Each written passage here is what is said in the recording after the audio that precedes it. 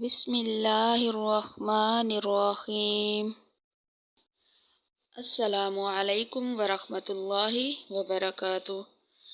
آج میں ایسے 3 گناہوں کے بارے میں بتاؤں گی اور 3 لوگوں کے بارے میں بتاؤں گی جو یہ گناہ کرتے ہیں، جس کو کرنے سے رزق کے دروازے بند ہو جاتے ہیں۔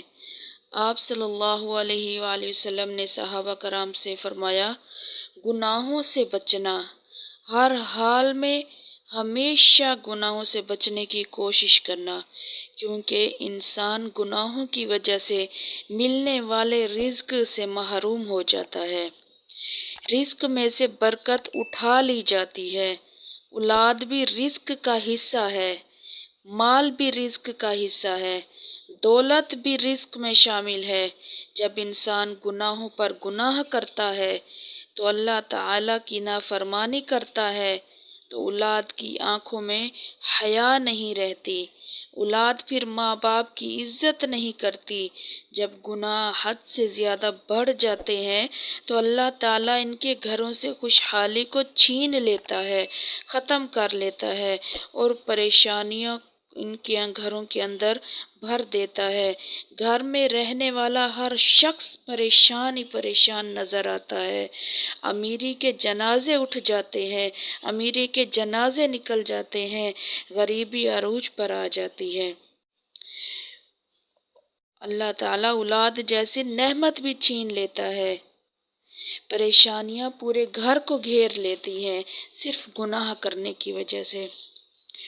حضرت علی رضی اللہ عنہ کے پاس ایک شخص آیا، کہنے لگا، حضرت، غربت کا مارا ہوں، دکھوں کا مارا ہوں، دردوں کا مارا ہوں، کوئی ایسا عمل بتائیں جس کے کرنے سے اللہ تعالیٰ دی گئی نعمت کو واپس نہ لے۔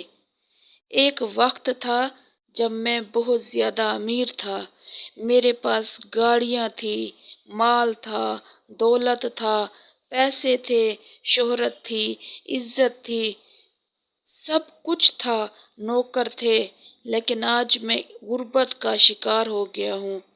اللہ تعالیٰ نے مجھے جو نعمت دی تھی اسے واپس لے لی۔ آپ مجھے کوئی ایسا عمل بتائیں جس سے اللہ تعالیٰ رزق کو واپس نہ لے۔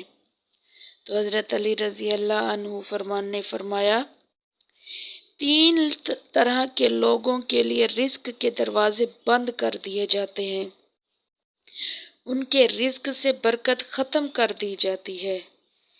3 قسم کے لوگ بد نصیب ہیں، بد قسمت ہیں۔ اس شخص نے کہا، حضرت بتائیں وہ کون سے 3 لوگ ہیں، کون سے 3 گناہ ہیں، اور کون سے 3 گناہ ہیں جس سے رزق کے دروازے بند ہو جاتے ہیں؟ حضرت علی رضی اللہ عنہ نے فرمایا، پہلا وہ شخص جو شیطان کی انگلیوں پر ناچنے والا ہو، شیطان کی بتائی ہوئی باتوں پر چلنے والا ہو، شیطان کو خوش کرنے والا ہو۔ پوچھا گیا، حضرت دوسرے کون سے لوگ ہیں؟ فرمایا، وہ لوگ جو والدین کو دکھ دینے والے ہوں، والدین کو تکلیف دینے والے ہوں، والدین کو اذیت دینے والے ہوں، والدین کے نافرمان ہوں، تو ایسے لوگوں سے بھی رزق چھین لیا جاتا ہے، ان کے رزق سے برکت ختم کر دی جاتی ہے۔ پوچھا گیا، حضرت تیسرے کون سے لوگ ہیں؟ فرمایا، وہ لوگ جن کے پاس مال بھی ہے، دولت ہے، سب کچھ ہے، لیکن وہ اپنے بچوں پر، اپنی بیوی پر خرچ نہ کرے۔ ایسے لوگوں سے رزق چھین لیا جائے گا۔ یہ 3 لوگ ہیں جن سے اللہ پاک رزق چھین لیتا ہے۔ خود کو گناہوں سے بچاؤ،